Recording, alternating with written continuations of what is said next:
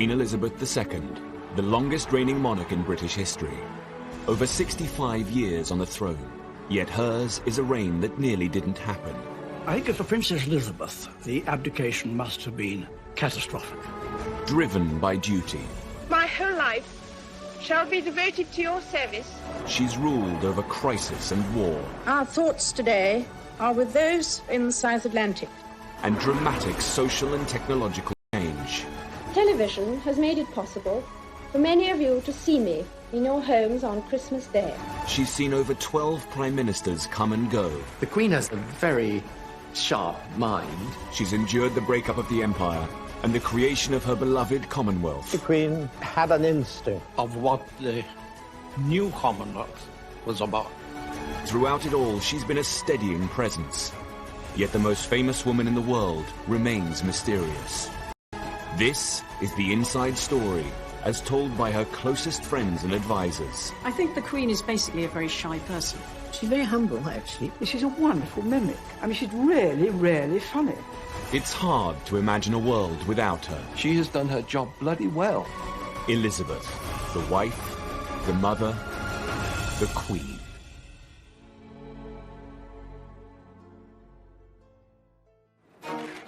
The 90s had been a very difficult decade for the Queen.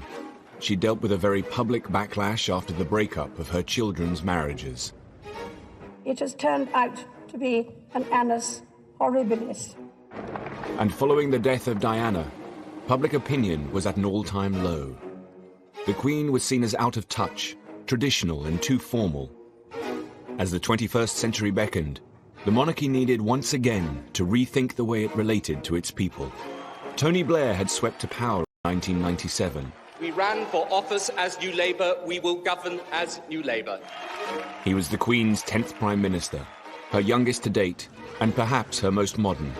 And he was all too aware of the importance of her role as our monarch. The Queen regards the monarchy as a huge responsibility, and all of her life has been trying to live out this sense of duty and obligation and to make sure that the monarchy remains still relevant to people. I found her ultimately knowledgeable about issues and with this ability to kind of sense where public opinion was in a way that would have put to shame many politicians. Alistair Campbell was Tony Blair's Director of Communications at the end of the 90s and has written about the Queen. One of the people I interviewed, one of her circle, talked about how important it is to her that she is held in affection. He said the opposite of affection is disaffection, and if you have a public disaffected with the monarchy, you have no monarchy. The new century was a chance for the Queen to rebuild bridges and reconnect with her public. And Tony Blair wanted to help the monarchy do just that. To celebrate the arrival of this century, New Labour built the Millennium Dome and planned a huge New Year's Eve celebration to be televised to millions of viewers.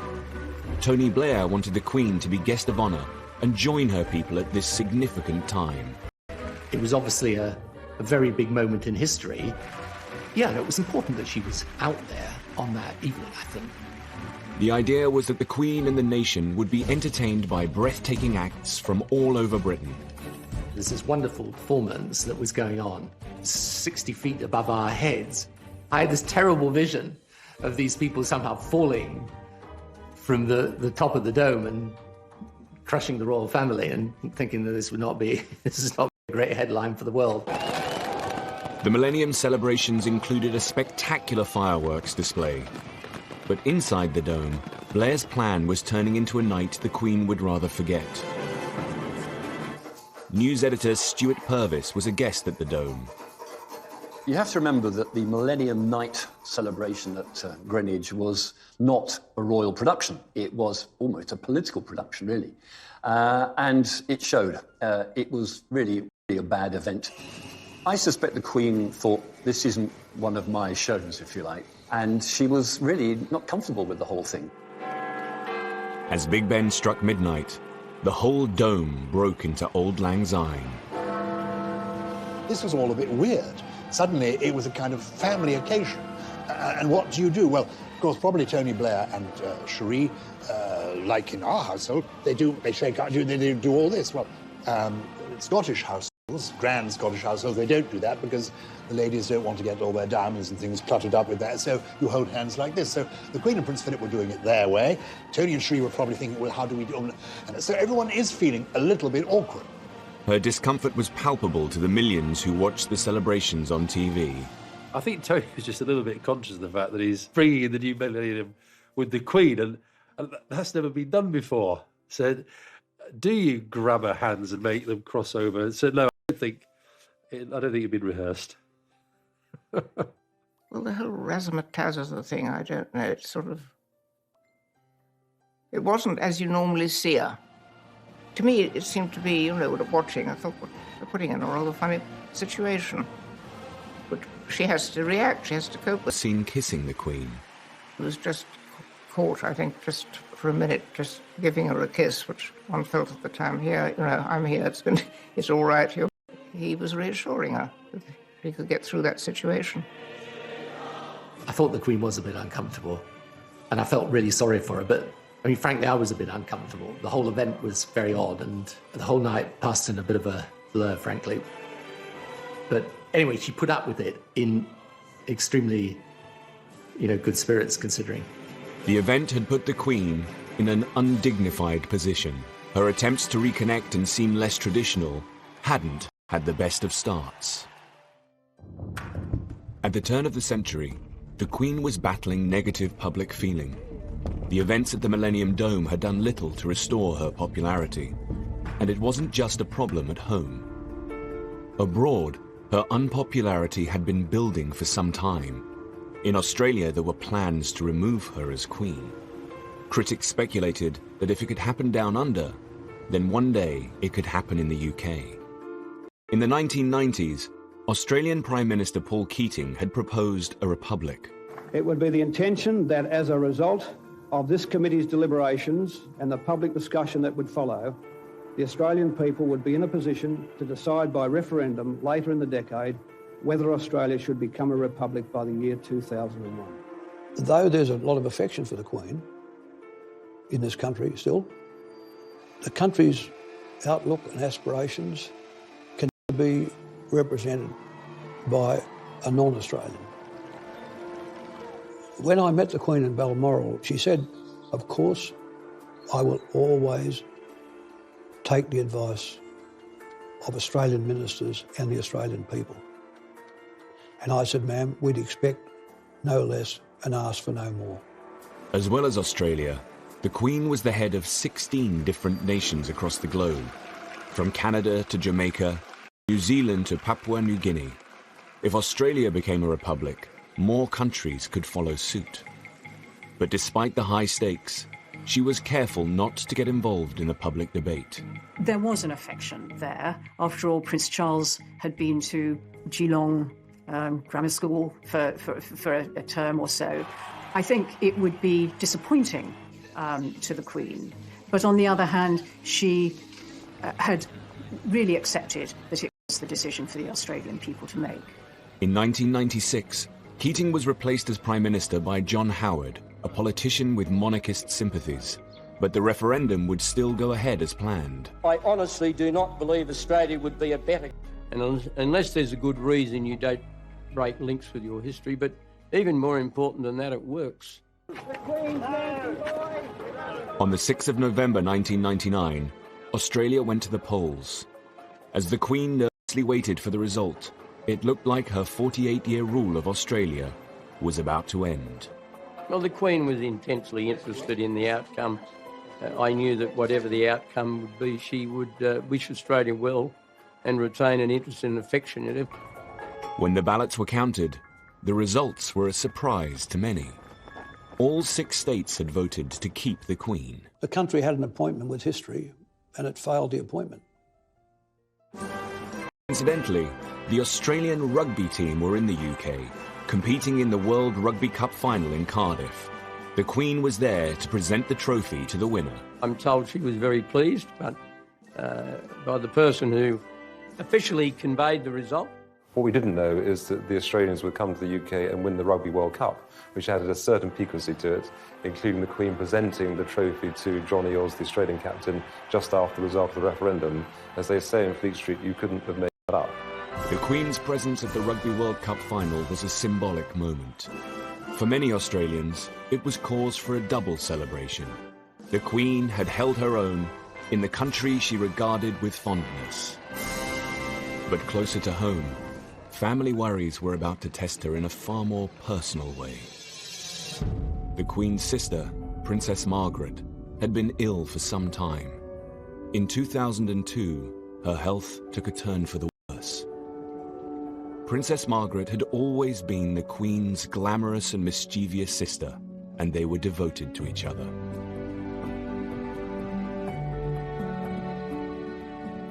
She was the companion of her childhood, and she was younger than the Queen, and they did talk a lot, more or less every day, so she was a very, very constant presence in her life. Growing up, the Queen's family had been a tight-knit unit. They called themselves Us Four. After the death of their father, two sisters became even closer. And they'd had other difficult times. In the 50s, the Queen had not been able to support her sister's relationship with divorcee Group Captain Peter Townsend. But despite this tension, they had remained close. Lady Glenconnor was one of Princess Margaret's best friends and a maid of honor at the coronation. Princess Margaret adored the Queen and was always very loyal. I mean, she always talked and was very proud of what the Queen had done and all that. During the breakup of Princess Margaret's marriage to Anthony Armstrong, with her a lot, and she sort of did her best to make it better for Princess Margaret, I think. In February 2002, Princess Margaret died from her third and final stroke. The Queen had lost her only sister. Well, I would imagine she was expecting it, because she had Princess Margaret been ill for a very long time. We're all devoted to her. She was so good to everybody, and I think a lot of people wept a lot. In a way, it was sad, but I was so glad that Princess Margaret, who had suffered so much at the end, and for somebody like that who had been so vivacious and beautiful and enjoying life, to see her in a wheelchair, unable to see, it broke my heart, actually. Princess Margaret's funeral was a relatively low-key affair for a member of the royal family. For the Queen, it was a doubly sad occasion. Princess Margaret's funeral fell on a very painful anniversary. 50 years ago to the day, they had buried her father in the same chapel at Windsor. When Princess Margaret died, and the Queen Mother was still at Sandringham, where she would have probably stayed, but she insisted on coming down to Windsor and taking part in the funeral. A fragile Queen Mother didn't want to be seen by the press. We all sat in front, all the ladies in waiting, together. And it was terribly poignant because the Queen Mother was a wheelchair. And when the coffin went by, she tried to stand up. I think she may have been helped up so that she could be standing when Princess Margaret's coffin went. Princess Margaret was cremated, one of the first members of the royal family, I think, because she wanted to be buried between her parents. And there was any room, really, for ashes. In the weeks after Princess Margaret's death, the Queen Mother's health continued to deteriorate. The Queen had obviously been worried about the Queen Mother for some time because the Queen Mother was an enormous age and was appearing in public very regularly. The Queen would obviously be worried that she was going to fall over or something, which luckily she never did. I think the Queen Mother had been ill for some time, and she had some trouble with her lungs, I think. Constant coughing and that sort of thing. But it was all kept fairly low-key, they didn't talk about it much. And she was, after all, in her 102nd year, I think. Wonderful. The Queen Mother had been the Queen's rock throughout her 50-year reign. I think hardly a day went by without communication between them, either visit or telephone call. And when the Queen was overseas, she wrote a series of letters every day back to her mother. I mean, the Queen Mother had a lot of adulation from the public, and people got a lot of her mother's qualities in her, the Queen. Just 6 weeks after Princess Margaret's death, on the 30th of March, the 101-year-old Queen Mother passed away. The Queen Mother, mysteriously and miraculously, waited until the one day in the year when she could have died without any inconvenience to anybody. She waited until the Queen was at Windsor, with all her family around her. The Queen was out riding and was just summoned to Royal Lodge, and as I understand it, the Queen Mother had her head perfectly all right until about 10 minutes before she died, when she just sort of basically spun away. The two women who had been closest to the Queen throughout her 50-year reign were now gone. She'd lost her mother, who was not only a friend and companion, but her mother, somebody she spoke to every day on the telephone, that she would visit regularly, that she knew and loved, and was the link also with her father, a key figure in the Queen's life. The Queen Mother's would be the first royal public funeral at Westminster Abbey since Princess Diana's in 1997. There was speculation in the newspapers that people wouldn't turn up, that, the Queen Mother, being over 100 years old, belonged to another generation, that people wouldn't remember her. In fact, people turned up in their hundreds of thousands. The country was mourning. Sir Michael Wilcox was the Queen's black rod at the time. He was her daily representative in Parliament and responsible for many ceremonial duties. After the Queen Mother's death, he organised for the coffin to be brought to Westminster Hall, where the public would come to pay their respects. Initially, when she died, and at the first coordinating meeting at Buckingham Palace, there was a sense that we should only open the lying in state for a limited period during the day. And I argued against that. I felt that the nation would turn out for the Queen, both in sympathy and to show their affection. We opened on the first morning, and within 3 hours we had a 3-mile queue. And I then said, OK, we'll keep it open 24 hours a day. It was overwhelming, and the queue went right the way out down the other side of the Thames. There were all kinds of people. There were young children, young mothers, young families, and the older generation. So you name it, and they're in that queue. Over 1 million people came to mourn the Queen Mother.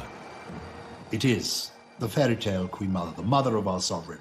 For much older people, she was the Queen during the Second World War.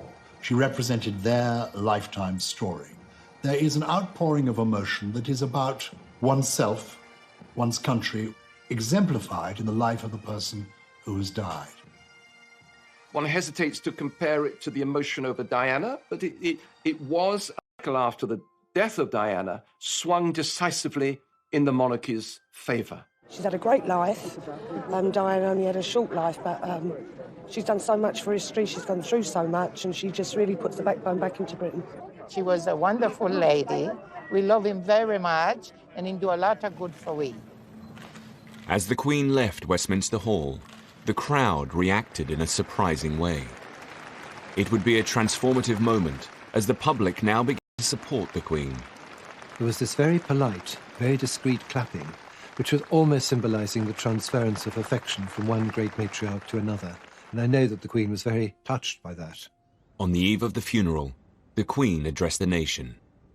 Ever since my beloved mother died over a week ago, I have been deeply moved by the outpouring of affection which has accompanied her death. But the extent of the tribute that huge numbers of you have paid my mother in the last few days has been overwhelming. I thank you for the support you are giving me and my family as we come to terms with her death and the void she has left in our midst. It must have changed her life enormously to lose her mother and her sister within a few months of each other like that. It must have been very traumatic for her, very sad.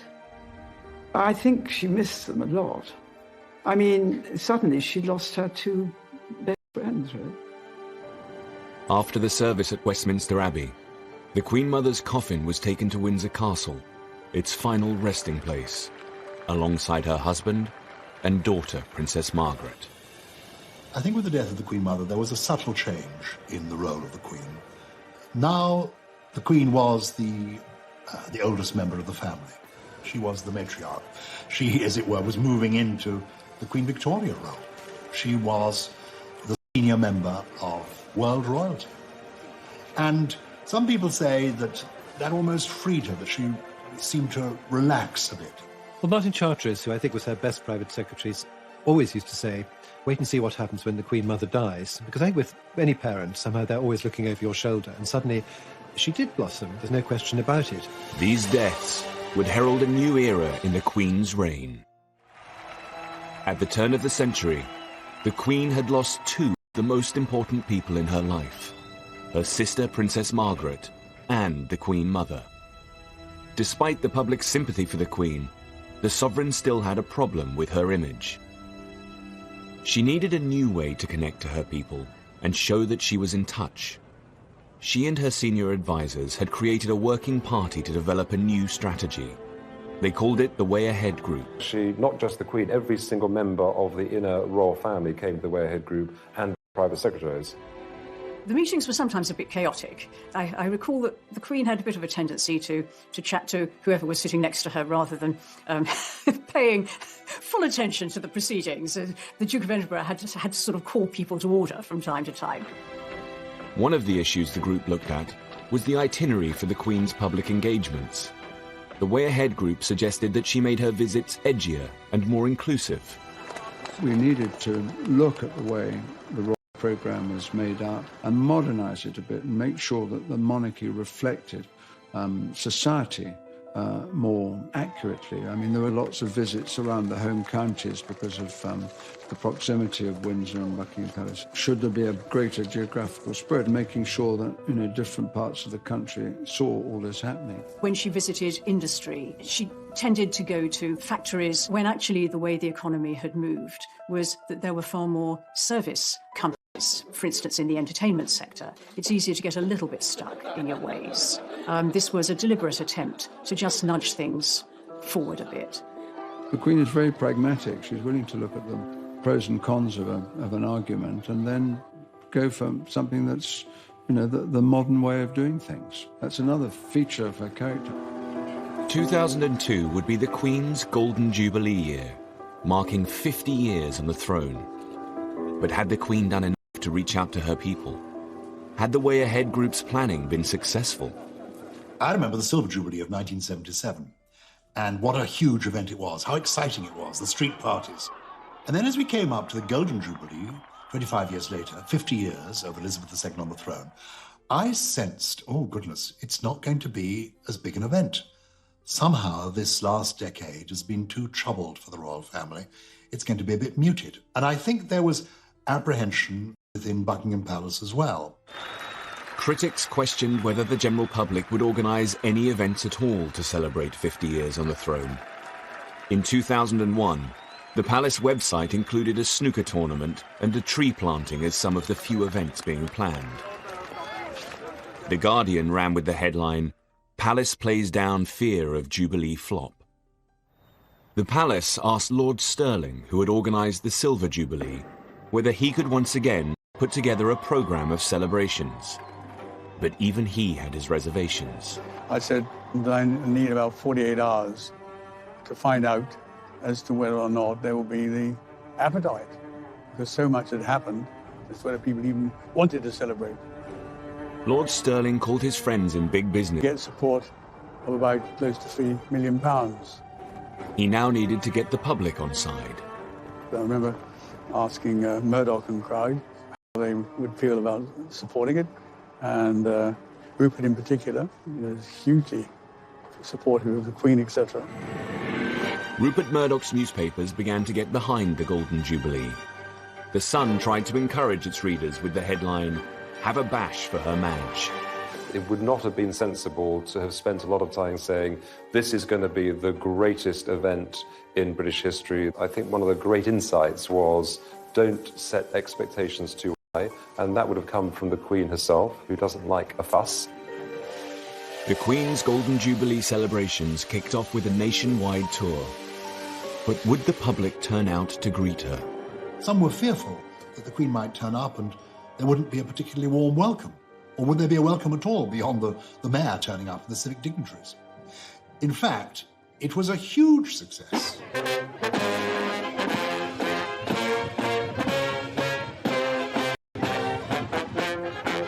I was privileged to be part of the tour, to go on some of these visits. And the Queen was moved, was touched to find that so many people turned up, cheering, waving their flags. And from people being apprehensive about it, it turned into a huge triumph.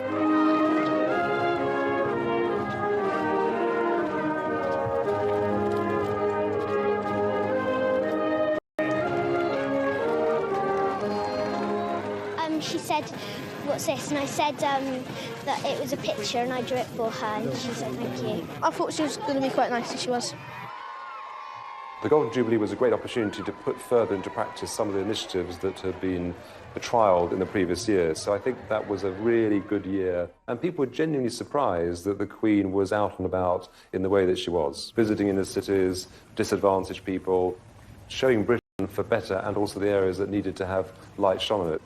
In her Golden Jubilee year, the Queen also visited the industrial town of Scunthorpe and her first British mosque. To engage with the Muslim community in this way was one of the most mould-breaking decisions she'd ever made, and one of the most inclusive. The idea came after 9/11, when the terrorist attack on Twin Towers, and I said to them that I need to send the letter to Her Majesty the Queen to invite her. We got a top-class mosque in London and all this area, and she decided to not go there, but decided to come in small, tiny town, North Lincolnshire, which was great. 9/11 just happened. There was a lot of from Her Majesty the Queen to come to the mosque at that time to show that doesn't matter what happened, nobody can divide us, and we are one nation and one people. And I personally really appreciate that. She took the shoes off and she came into the mosque. We were all lined up, everybody, to meet her. We were all anxious and not really prepared, but when we met Her Majesty, it was like meeting someone that we knew from our childhood.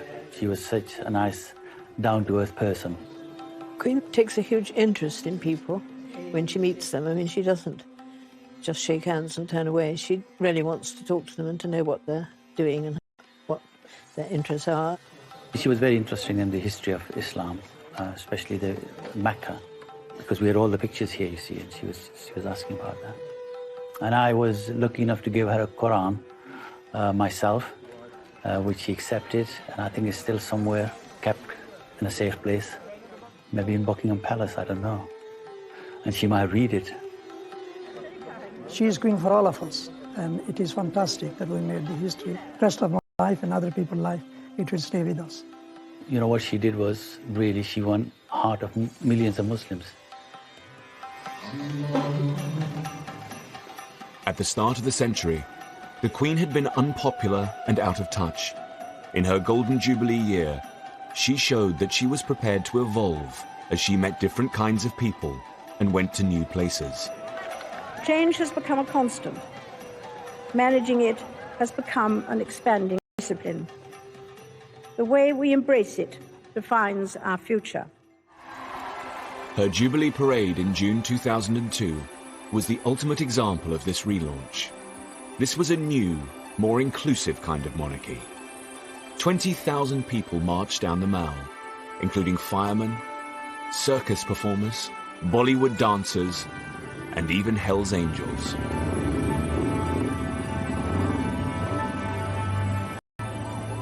How far have you come to be here today? How far is Australia? 10,000 miles? Oh, well, I'm a true royalist. I just think it's wonderful. The whole world seemed to have come out to celebrate with her. As the highlight of the celebrations, the Jubilee organisers planned 2 huge concerts at Buckingham Palace, one classical, one pop. 3 years earlier, the Queen had been the guest of honour for the New Year's Eve celebrations at the Millennium Dome, which had left her feeling uncomfortable. The Jubilee concerts were her opportunity to show the world that she could be less traditional, less stiff, an event to take place in its grounds. I had the pleasure of an audience with the Queen to bring her up to date as what was transpiring, and it was in her private office with one of the great bay windows at the back of the palace. And then I mentioned about the various events, and in particular, the concerts were going to take place at the palace. And she said, "Oh, yes, you must come." And come. So we went, and she took me over to the window, and of course, outside, they've got all the bulldozers and scaffolding and goodness knows what else. And she said, "Look what they're doing to my garden." It wasn't just the great and the good that were invited. The general public would get a chance to attend the party at the palace. 2 million people entered the ballot for golden tickets. Having these major events in the palace itself, I think, was a brilliant idea. As it sort of brought people into it as against having the mystique. The pop party at the palace lasted for 3 hours.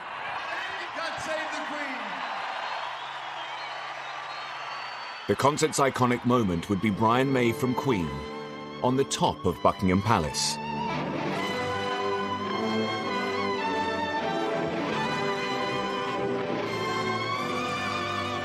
The Queen had heard her national anthem many times, but not quite like this. I think, British people are always up for a party, and I think perhaps most importantly, that actually, given the opportunity to say thank you to their sovereign, the British people will take that opportunity and they will say thank you, and that's what I think was symbolised in those events. The Queen didn't expect much of the Golden Jubilee, but perhaps with the Golden Jubilee we see the beginning of a more self-confident monarch emerging. It's her millennium, it's her turning of the clock and moving into a new, very relaxed, very happy age. The Golden Jubilee had put the Queen back on top, but there was still a problem that she needed to resolve. At the classical concert, a few rows back from Prince Charles, was his longtime mistress, Camilla Parker Bowles. This was her first public appearance in the presence of the Queen. For the Queen, to truly put the difficulties of the past decade behind her, Camilla's status in the royal family needed to be dealt with once and for all. By 2005, it became clear that Prince Charles's relationship with divorcee Camilla Parker Bowles needed to be sorted out. Camilla's presence tarnished the Queen's public image. Divorce from the early years has been the bugbear of the Queen's reign, from the abdication through Margaret and then up to Charles and Diana. It manifested itself still as an issue when it came to the remarriage of these two divorced persons, Charles and Camilla. But there was this extra for the breakup of the marriage and the tragedy of Diana.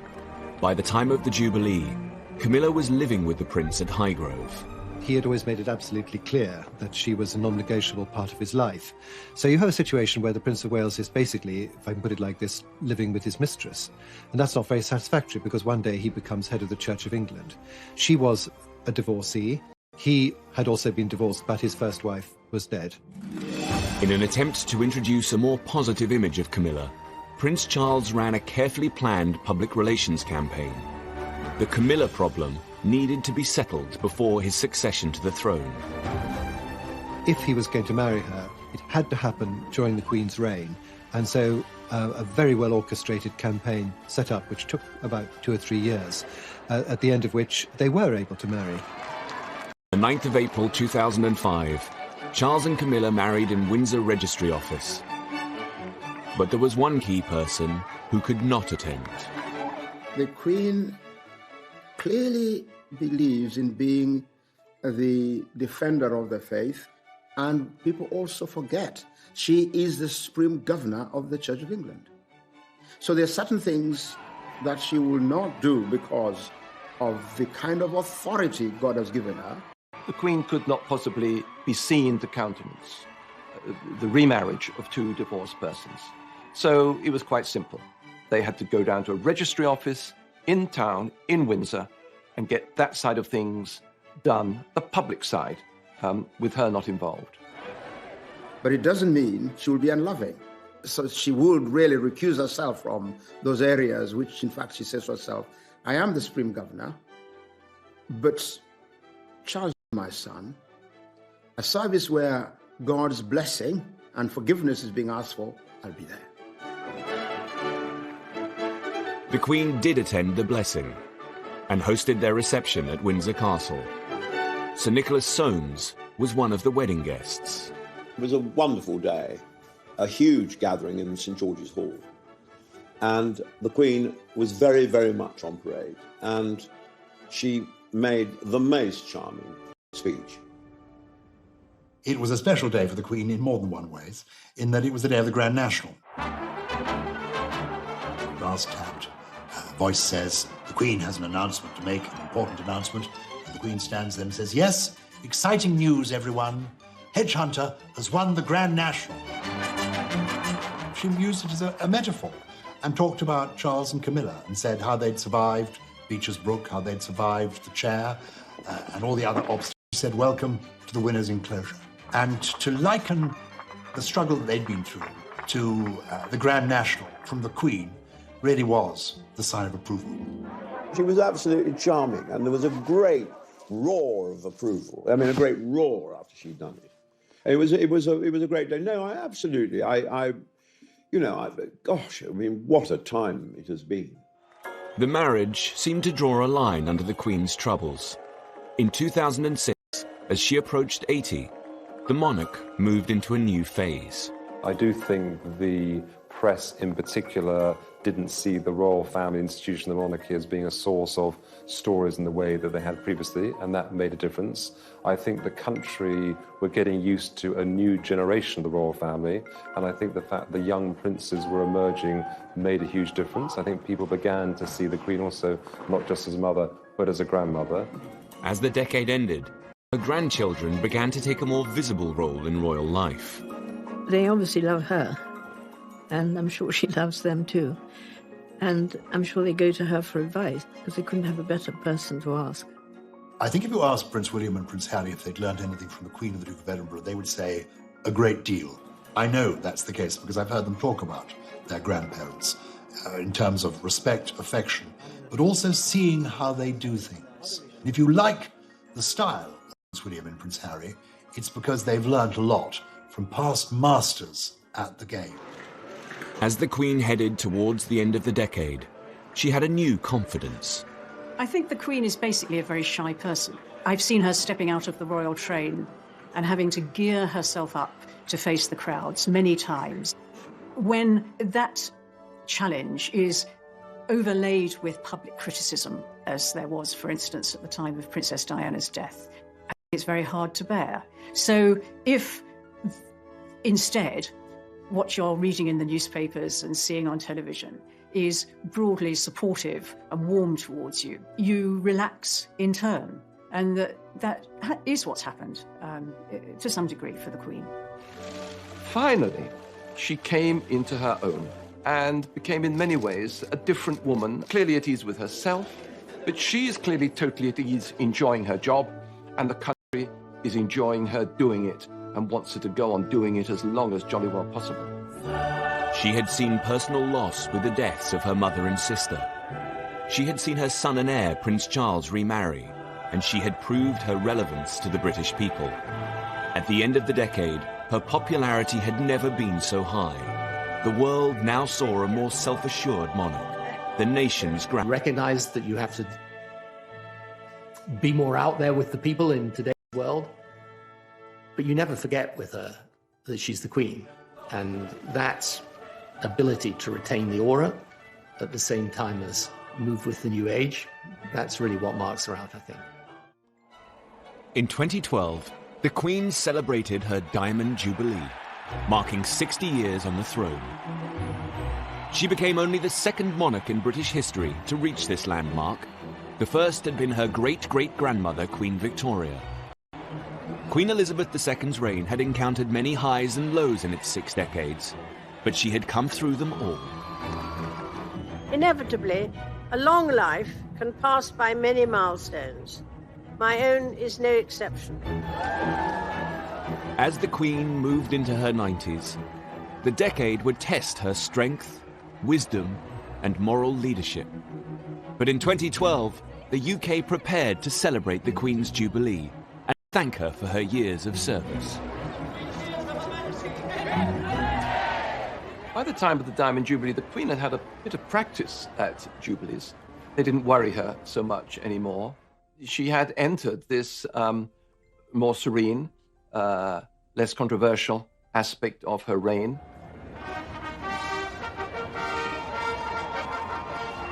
For the Queen, it was a moment of saying, I have come through it all. I have come through difficult times, the very hard times, the 70s, the 90s, and now here I am still, soaring high in popularity. To mark her Diamond Jubilee, Britain would hold year-long celebrations. The highlight was a River Thames pageant, harking back to the golden era of Elizabeth I.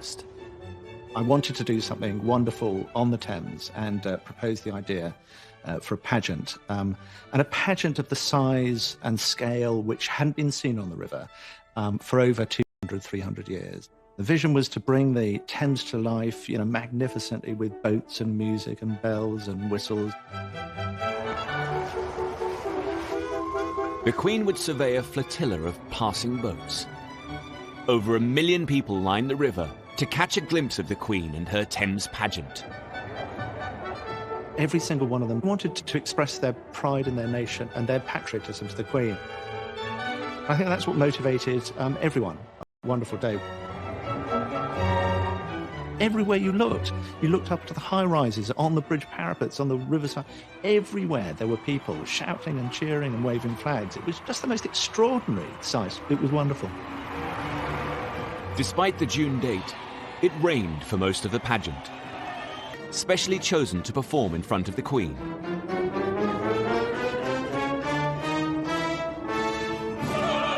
One of the singers was Monica. We sing Land of Hope and Glory, and then we're greeted by the royal family. And it is honestly one of the wettest weather experiences I've ever encountered.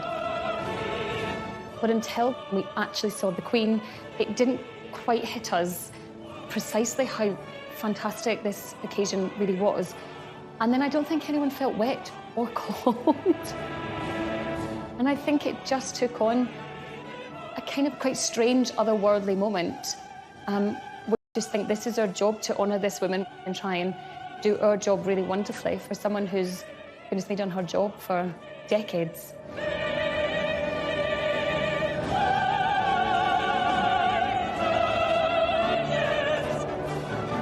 And I'll always remember the image of the singers with mascara running in the rain. I never imagined it like that in the 3 years of planning, that's the way it would turn out.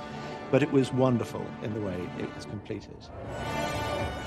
There's also, I think, a feeling of poignancy on her part and on the part of those who were there, that this could well be the last time. That the idea that maybe one day, before too long, we won't be saying, God save the Queen anymore, added something to that occasion.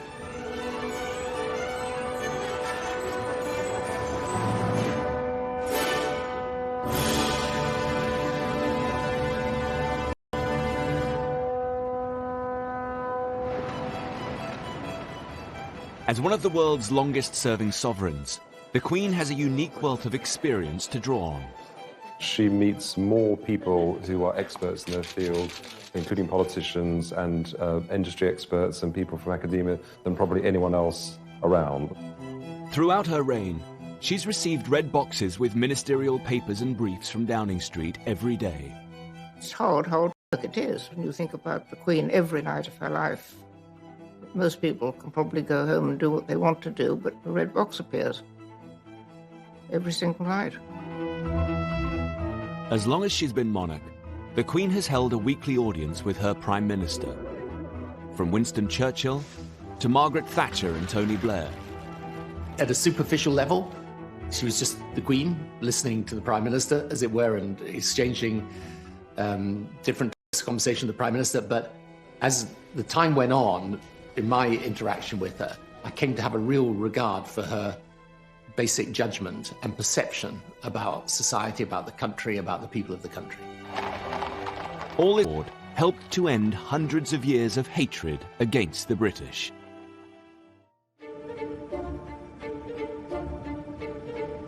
The Queen is the world's most travelled monarch. She has officially visited over 120 countries. But in 2011, she went to a new place, just 100 miles across the sea, the Republic of Ireland. She was always really interested in the peace process, very committed to it. One of the few conversations where she literally picked up the phone and you held the phone, and they said it's the Queen on the phone, was after the Northern Ireland peace agreement. For over 100 years, British rule had been viciously contested in Ireland. Hundreds of people on both sides of the water had been killed in what came to be called the Troubles. The Queen herself suffered great personal loss. In 1979, the IRA had murdered close family members, Lord Mountbatten and his 15-year-old grandson. Known to her as Uncle Dickie, his death had been a huge shock. The Queen, I think, was genuinely fond of Mountbatten. It was a totally gratuitous, pointless murder. To honour this great loss, he had been given a funeral at Westminster Abbey. But I think the depth of feeling is so terrible at that time. You know, with the IRA and what they'd done, and how do you forgive, you know?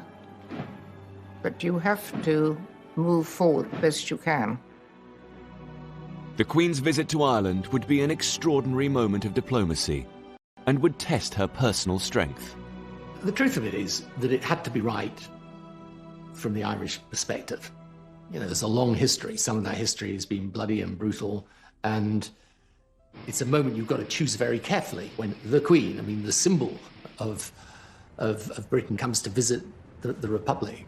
It was the Queen's, obviously the Queen's own idea that she should go to Ireland, and probably had wanted to for some time. I remember thinking, you know, just hope everything's going to be all right.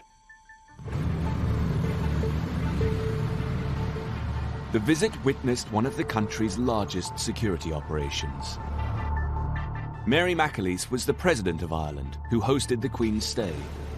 I can tell you that when we invited Her Majesty the Queen to come to Ireland, there were a lot of people who were not happy. I got the letters. We knew that there would have been people who would not have wished her well. So yes, security was massive. On her first day, the Queen went to Dublin's Garden of Remembrance, a site that commemorates the Irish. Now, here was the Queen, paying her respects. She laid a wreath, she stepped back, and she did something that nobody really expected. It's a simple thing. She inclined her head. In that gesture, you could almost hear the softening of the arteries of resentment, the softening of the anger, the winning over of people. Her speech at the state dinner in Dublin Castle stunned all of the guests.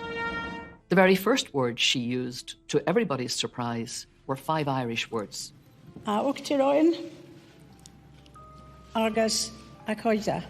President and friends.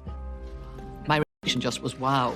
And I was watching right around the audience where everybody else was saying, you know, wow. The saying of that in the Irish language went deep into the hearts of people because for generations, the British establishment had tried to obliterate this ancient language and had come very close to doing so. The speech continued in a very personal tone. Through the history, our islands have experienced more than their fair share of heartache, turbulence and loss. These events have touched us all, many of us personally, and are a painful legacy. We knew that she was talking obviously about Lord Mountbatten. We could feel this was a human being whose hurt and pain was real, happened in our time, happened as a result of our historic enmity. The entire trip took some very bold and risky decisions. On the second day, the Queen visited Croke Park, the spiritual home of Gaelic sports. But it was more than a sporting venue. In 1920, this was the site of the first Bloody Sunday. In 1920, in the middle of a match, British forces went through the gates in tanks. They opened fire on players and on spectators and killed a lot of people and maimed more. It became a moment of utter rage for Ireland that fueled the ongoing historic resentment. The president of the Gaelic Athletic Association, Christy Cooney, took the Queen to where the massacre happened. I'm sure her people had explained to her exactly what Croke Park meant. I'm sure she was aware of Bloody Sunday, and she would have known the environment she was coming into. My memory of her walking onto the pitch and Christy Cooney saying to her, you know, this is where British troops came in and killed 14 people on Bloody Sunday. And I can still remember a voice that was breaking with real heartache. And she just said, I know, I know. I just thought she carried it off extremely well. The Queen's empathy had helped her forge a new relationship with Ireland in a way that no other British statesman could have done. It's a sort of healing process in her presence, I think. And that is for her enormous capacity to bring people together, probably wouldn't normally want to get on particularly well. The visit was a huge success and brought Ireland and Britain closer together. The Queen would take the peace process a step further a year later in a previously unimaginable act. In 2012, she flew to a charity event in Belfast, where she met with Deputy First Minister for Northern Ireland and former IRA commander, Martin McGuinness. Simple handshake between the head of the British state and a former IRA commander. To be prepared to reach out and shake the hand of the people who, in a sense, been responsible for the death of someone who was very close to her. She was prepared to overcome all of that legacy, all of that history, and in the interests of peace, to reach out and do it in a genuine way. The signal of that handshake was worth millions of words.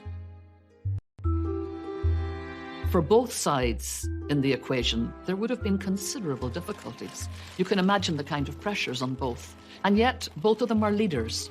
And that's what leaders are called to do, to push out into the deep, to do the difficult thing, to do the courageous thing, to do the risky thing. I mean, what a gesture. If you can do that, I think most people could do a lot more than they do to make things better. As head of state, the Queen has built bridges in ways that no politician could have done. Back at home, her responsibility in this role is one that she's had to carefully navigate over the years. The Queen must be above politics, but she is a crucial cog in our constitution.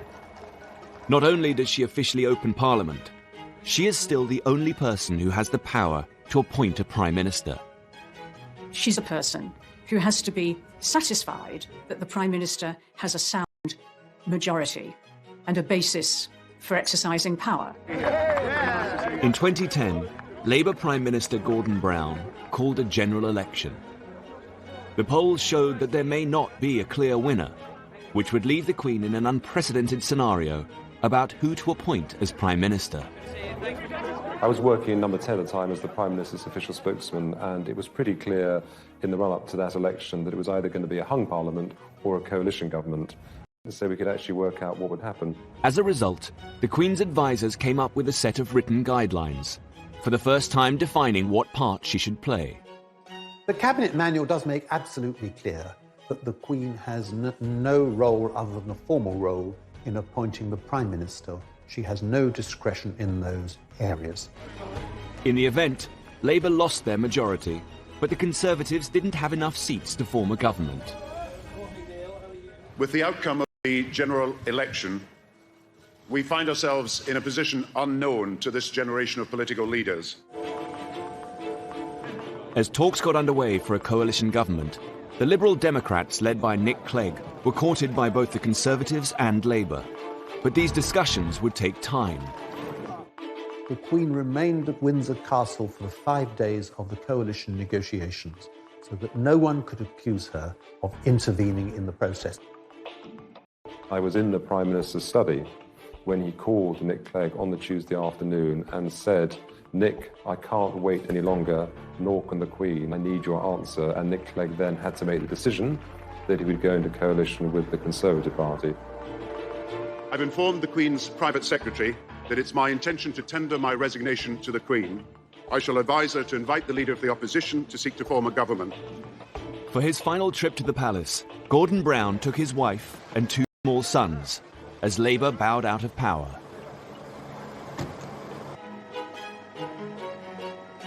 The Queen's private secretary could now call David Cameron to the palace. He would become her 12th Prime Minister, and her youngest to date. She has understood the role of the Crown in the British Constitution so that our political system can work. And she makes it work by not interfering. The Queen has been driven throughout her long reign by commitment to public duties. But it's her personal passions that reveal the most about her. The Queen's long reign has presented her with many challenges. But one passion that's never waned is her love of horses. The Queen is not only very keen on horses, but is also one of the great horse experts we've got in this country. And I'm sure for Her Majesty the Queen, who has been involved with horses for all her life, she finds them a great way to relax and to reflect. Oh, I think the Queen is happy because though she's driven by duty, sustained by faith, she has her passion in life, her dogs and her horses, and they do keep her happy. As the Duke of Edinburgh has said, if it doesn't fire to eat hay, she isn't interested. Ian Balding was one of the Queen's horse trainers for nearly 40 years. There is a special relationship between the Queen and her trainers. You'll ring Buckingham Palace and I'll say, it's Mr. Ian Balding speaking, could I speak to Her Majesty, please? Yes, one moment, sir. And 5 seconds later, you're through to the Queen, you know, which is pretty remarkable.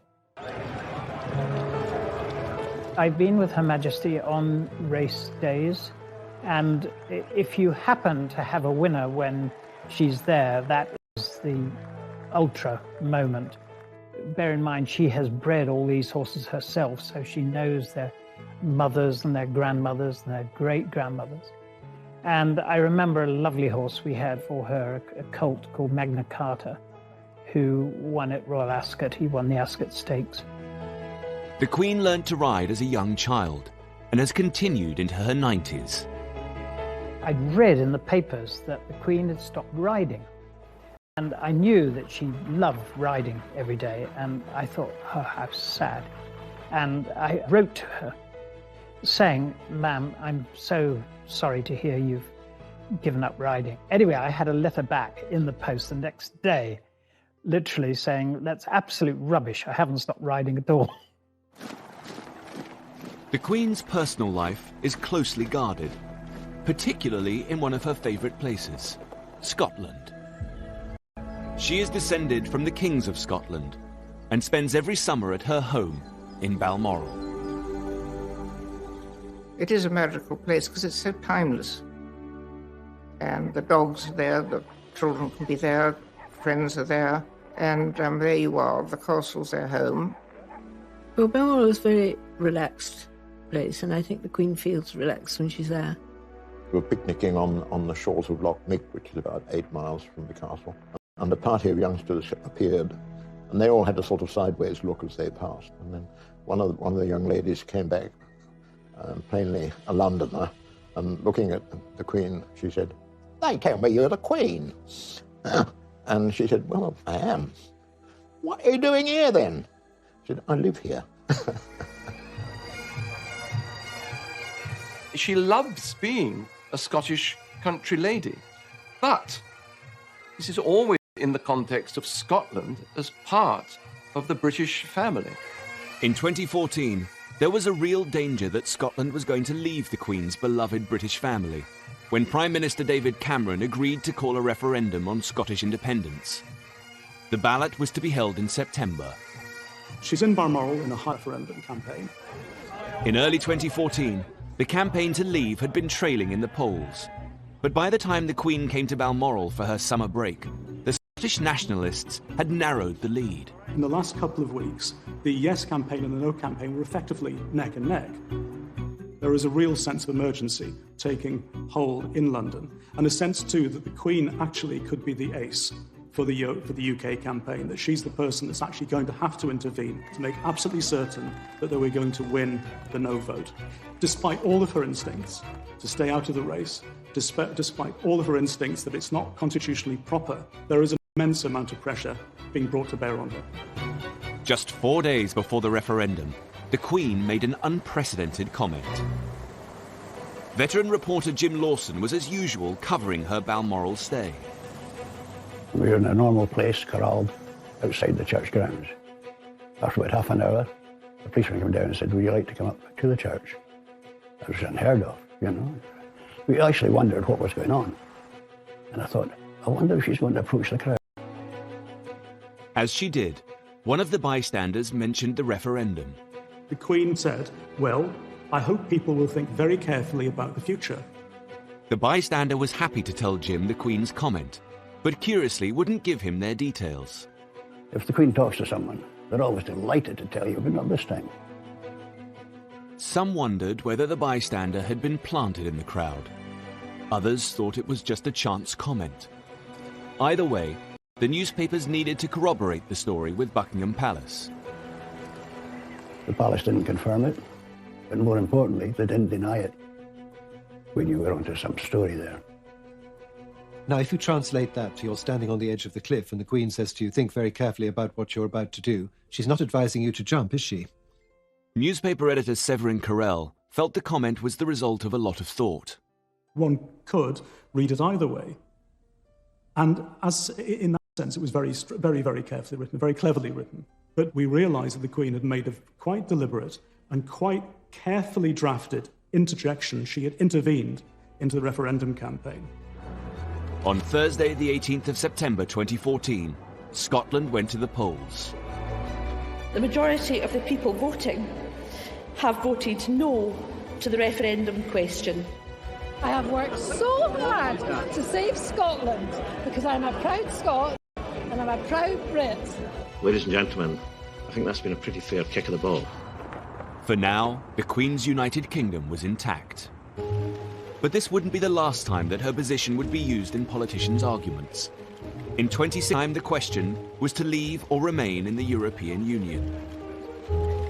On Monday, I will commence the process set out under our Referendum Act, and I will go to Parliament and propose that the British people decide our future in Europe. In the charged atmosphere of the EU debate, it was perhaps inevitable that someone would try to involve the Queen in their argument.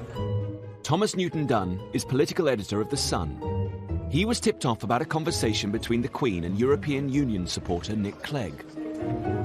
Well, I was told a most fascinating story by an impeccable source of an extraordinary row during a lunch she held in Windsor Castle. And so this is going back 2011, 2012 now.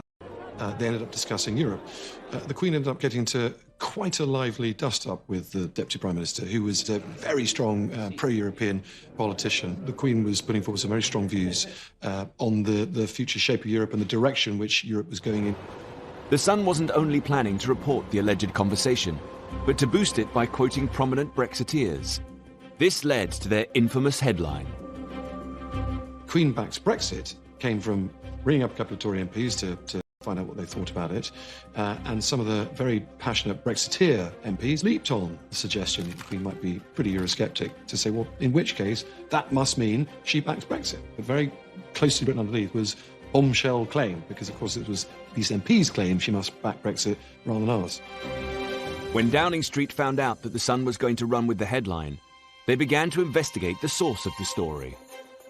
So when I first saw the Queen backs Brexit headline, I wanted to see very quickly, well, what was this based on? And it seemed to be at a lunch that had been many years before. How could she back something several years before when it wasn't even a term that was invented or even something that was seen as a particular possibility? Nick Clegg strongly denied the story. I think it's appalling that people who want to drag the United Kingdom out of the European Union now want to drag the Queen into the European referendum debate. And as for the Sun story, it's nonsense. It is not true. I couldn't be clearer than that. The palace thought that the headline was misleading and immediately lodged a complaint to the Independent Press Standards Organisation. At the time, the palace said they were extremely angry, and the Queen is never to be dragged into politics, and they're now going to put a stop to it by making a formal complaint. They wanted to draw a line in the sand and to extricate the Queen from any more political rows. Ipso upheld the complaint, saying the headline went further than the claim about what the Queen might think. The Sun was forced to print its ruling, but by then, the whole story had fueled the Brexit debate. I don't know that you could necessarily say that it persuaded people to vote for Brexit, but I think it was certainly another tick in the column of people who wanted to leave the EU. We know political opinions, but in public, in terms of aura, she exudes impartiality. She exudes being what a constitutional monarch should be, above politics, above opinion. As head of state, the Queen has battled to stay out of politics, but at times needs to be at the forefront of Britain's national events and disasters. In 2017, the world woke up to one of the most shocking tragedies of recent times, the Grenfell Tower fire. Where the fire was now spreading, people were reaching out from the front window, trying to grasp a bit of fresh air, trying to breathe. It looked like they were struggling. It was harrowing, torturing screams for help. It was Like a horror movie. When the fire got to its peak point, I could actually hear a man screaming, and then all of a sudden the screaming just stopped. In the past, the Queen has been criticised for her slow response. In the 60s, she waited 8 days before visiting the victims of the Aberfan disaster, an accident in a Welsh mining town which claimed the lives of 28 adults and 118 children. It was a sort of lesson, as all, that you have the need to show sympathy and to be there on the spot, which I think people craved from her. In her later reign, she's made sure that she makes a rapid response. Just 48 hours after the Grenfell Tower disaster, the Queen came to see the relief effort. One of the first charities to help at Grenfell was the British Red Cross. Mike Adamson is their chief executive. I think the visit of the Queen showed that the nation stood in solidarity with the community at Grenfell, and that community had not been forgotten, and people wanted to express their empathy for the experience that they had had. And the Queen, I think, has a unique ability to do that because of the way in which she conducts herself with such dignity and a sort of quiet, caring approach. And she went immediately to greet people, to say hello and how are you? And this was a big event affecting a lot of people in our country. She showed her sympathy and empathy and tried to reach out and wanted to be there to help. It was very moving. It's actually bringing tears to my eyes. To see her here, it shows that she is sincere and she truly cares. She looked at me directly in my eyes and I could see that she cared. Thank you for coming. The Queen's entire reign has presented her with many difficult moments. But the 2010s also held happier times for the 90-year-old monarch, as a new generation of royals came to the forefront to support her. 11. The Queen prepared to host one of the most iconic royal events of her reign. Her grandson and second in line to the throne, Prince William, married his university sweetheart, Catherine Middleton.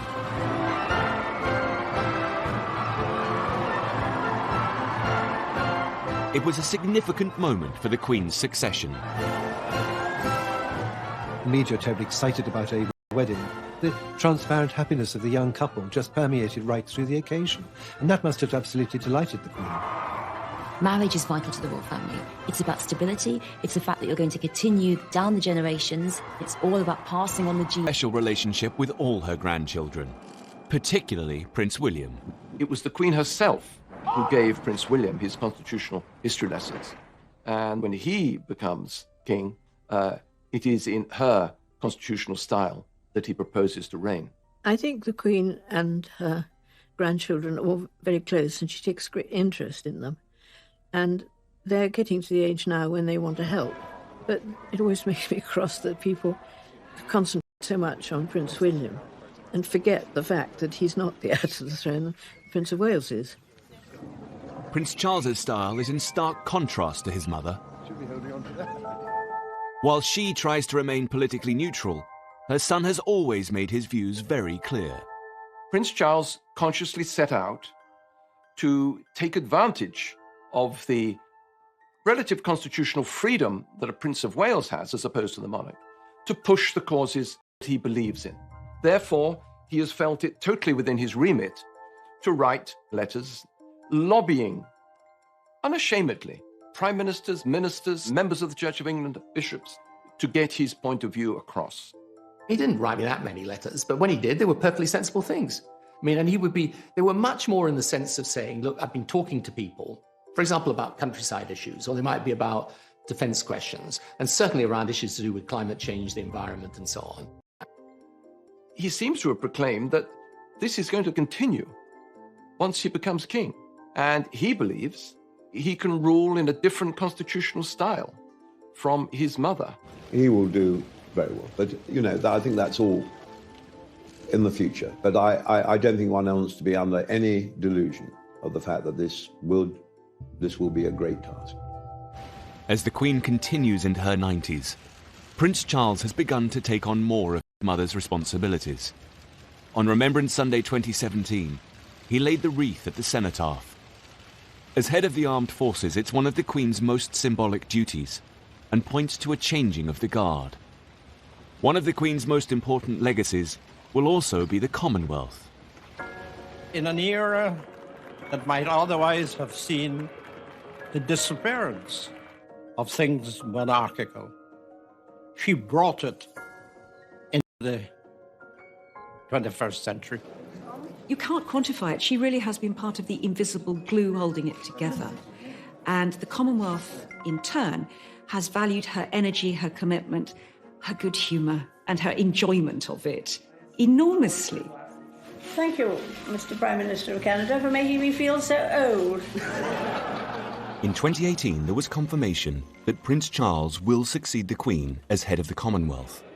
It was the latest in a series of landmark events for the royal family in just a few years. In July 2013, Prince George was born to the Duke and Duchess of Cambridge.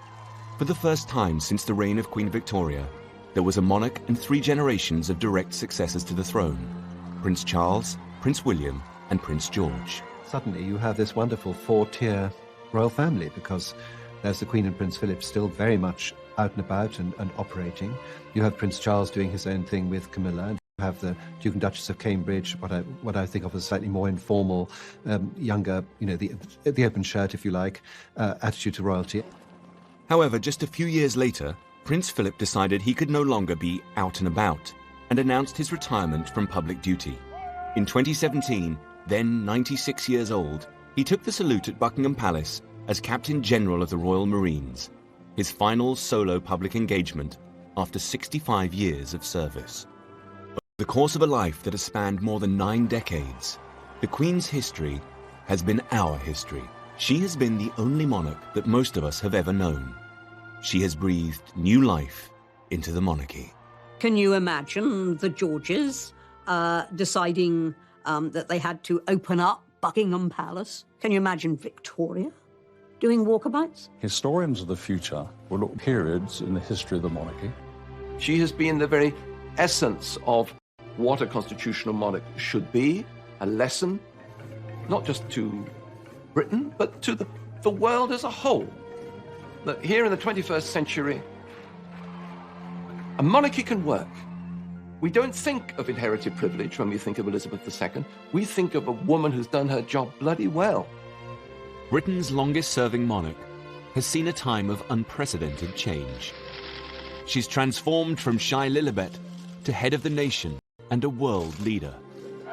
She's also had a very interesting time. I mean, she's met over the years everybody, from Mandela to all the American presidents, I think that she has enjoyed being Queen.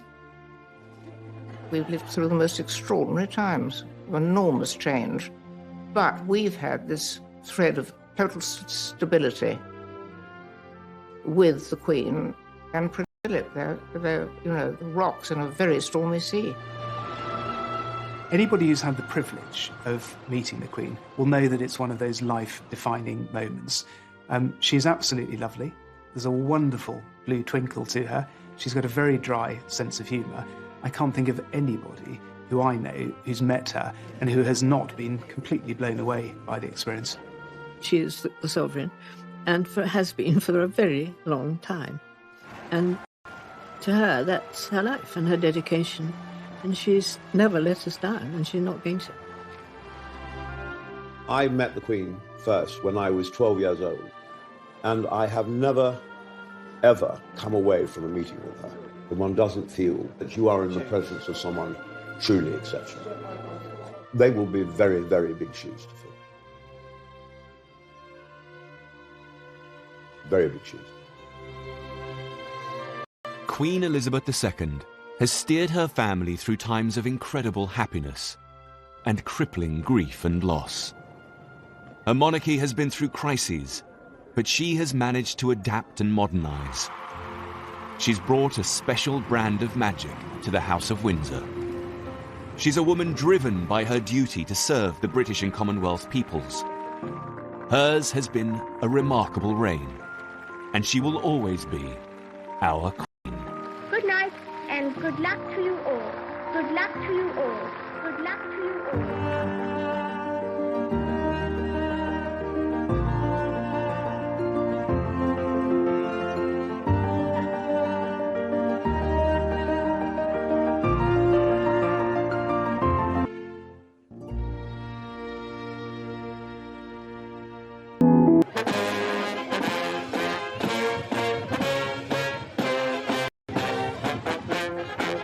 I was privileged to be part of the tour, to go on some of these visits.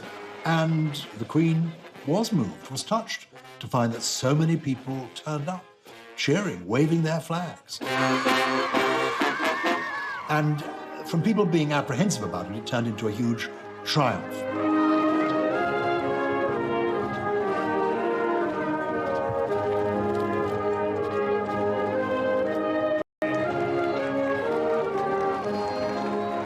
She said, "What's this?" And I said that it was a picture and I drew it for her, and she said thank you. I thought she was going to be quite nice, as she was. The Golden Jubilee was a great opportunity to put further into practice some of the initiatives that had been trialled in the previous years. So I think that was a really good year. And people were genuinely surprised that the Queen was out and about in the way that she was, visiting inner cities, disadvantaged people, showing Britain for better and also the areas that needed to have light shone on it. In her Golden Jubilee year, the Queen also visited the industrial town of Scunthorpe and her first British mosque. To engage with the Muslim community in this way was one of the most mould-breaking decisions she'd ever made, and one of the most inclusive. The idea came after 9/11, when the terrorist attack on Twin Towers, and I said to them,